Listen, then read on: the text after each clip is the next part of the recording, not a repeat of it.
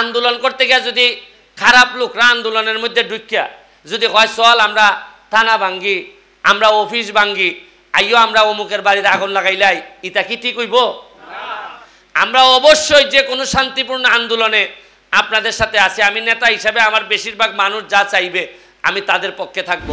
অনেকে চাইতেছে যে একটা অশান্তি তৈরি হইতো, দেশ একটা শান্তি ভঙ্গ করতো, কারণ গুলাবানি করতো, কইরা ইটারে খামো লাগাইতো।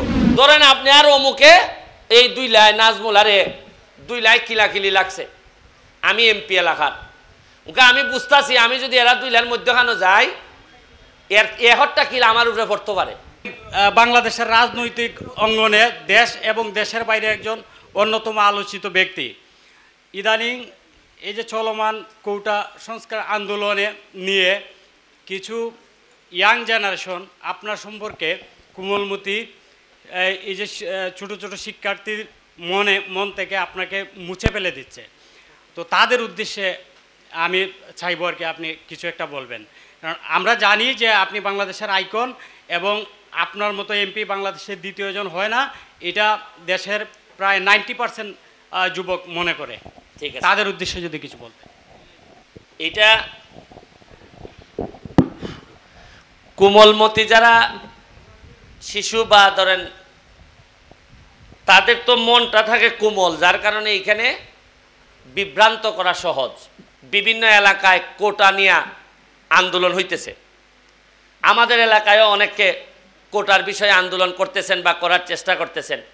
এমপি হিসাবে আমার বক্তব্য হইল আপনাদের যে কোনো যৌক্তিক আন্দোলনে আমাদের কোনো সমস্যা নাই, আমরা আপনাদের সাথে একমত। কিন্তু ধরেন আন্দোলন করতে গিয়ে যদি খারাপ লোকরা আন্দোলনের মধ্যে ঢুকিয়া যদি হয় চল আমরা থানা ভাঙ্গি, আমরা অফিস ভাঙ্গি, আইও আমরা অমুকের বাড়িতে আগুন লাগাইলাই, ইটা কি ঠিক হইব? আমরা অবশ্যই যে কোনো শান্তিপূর্ণ আন্দোলনে আপনাদের সাথে আছি। আমি নেতা হিসাবে আমার বেশিরভাগ মানুষ যা চাইবে আমি তাদের পক্ষে থাকব। কিন্তু যারা সাধারণ ছাত্রছাত্রী এদের ফাঁকে গিয়া যদি খারাপ লোক ঢুকে যদি আপনার একটা দোকানে আগুন লাগাইতে, বদনামটা কি সাধারণ ছাত্রছাত্রীর হবে না? আগামী রবিবারে সুপ্রিম কোর্টে হয়তো একটা সিদ্ধান্ত হবে, সিদ্ধান্ত হয়ে গেলে এই কোটার জন্য যারা যা চাচ্ছেন যে আন্দোলন করতেছেন এটা যদি পাইলেন সুপ্রিম কোর্টে, তাইলে কি আর আমাদের দরকার আছে আর কিছু করার? এর মধ্যে কিছু লোক দেখেন কালকে বিভিন্ন জায়গায় আগুন লাগাইছে, মেট্রো রেলে আগুন লাগাই দিছে, এই বিটিভিতে আগুন লাগাই দিছে। আচ্ছা আপনার কি মনে হয় যে 9-10 ছেলে বা মেট্রিক পড়া ইন্টারমিডিয়েটের ছেলে এর কলজা খাবো না একটা আগুন লাগাইতে? তাই আগুন লাগাইছে খেটায় বুঝেন না আপনি, ওই মালে ওই খটায় ই কেন খটা আছে, খটায় চাইতেছে খাটল খাইলি তো জায়গা লই আপনার সাথে মাইক আমার কোর্টের রায় রবিবারে যে জায়গা আপনার না আমার। এখন কোনো মুরব্বী যদি কয় যে বাইরে রবিবারে তোমরা সমাধান হওয়ার আগ পর্যন্ত তোমরা লাঠালাঠি হইল না, এটা কি কোনো ভুল কথা হইব? কোনো মুরব্বী যদি কয় রবিবারে তো সিদ্ধান্ত পাইবাই, ওই রবিবার পর্যন্ত বাড়ছাও, বাড়ছাইয়া এর ভিতরে বাই মাথা বাটাবাটি করলে জায়গা তো ইয়া মামলা হইব 326-এর, হইব নি?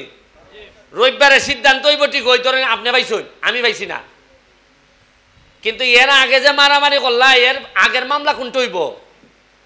মারামারি হইব না নি? এবারে বাড়ি বাইলায় জায়গা বাইলায় ঠিক হই, কিন্তু শুক্র শনিবারে যে খাদ্যটা লাগলায় এটা আমি কইছি।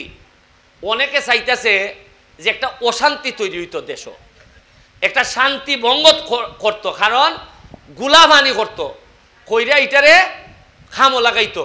এখন আমি এমপি হিসাবে আমার এলাকার বা কোনো জায়গার মধ্যে শান্তি নষ্ট হোক এটাকে আমি ফারি এলাও করতাম? ধরেন আমার বদনাম হইব, এই মেয়ে তুমি তা মাথো খেরে, ধরেন আপনি আর অমুকে এই 2 লাই নাজমুল আরে 2 লাই কিলাকিলি লাগছে, আমি এমপি এলাকার, ওকে আমি বুঝতেছি আমি যদি এরা 2 লাইয়ের মধ্যখানে যাই এর এহরটা কিল আমার উপরে পড়তে পারে, কারণ এ তো আর আমারে দেখে মারতেছে না, 2 লাই কিলাকিলি লাগছে। তখন আমি কর্ম কি তার 2 লাইরে বাঁচাইবার লেগিয়া মধ্যখানে আমি আমাইয়া তাও একটা কিল আমি খাইলো জানি এরার মারামারিটা যেন কমে। আজকে যারা আমার বিরুদ্ধে ষড়যন্ত্র করতেছে এটাই লেগে আমার পুরস্কার কোনটা জানেননি? ওই মারামারি বাঙ্গাই থেকে যে একটা কিল খাইলাম, ই কিল খাইছি, আমার এতে কোনো দুঃখ নাই। হিসাবের মালিক হইলে গিয়ে মহান রাব্বুল আলামিন।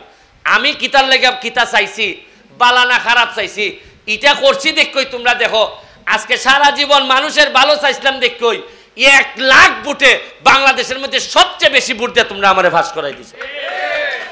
তাইলে আমি আপনারা এমপি হিসাবে আমার সোনারঘাট মাধবপুরে আমি আপনাদেরকে আহ্বান জানাই, শান্তিপূর্ণ আন্দোলনে আপনারা প্রতিবাদ করেন, আমরা আপনাদের সাথে আছি।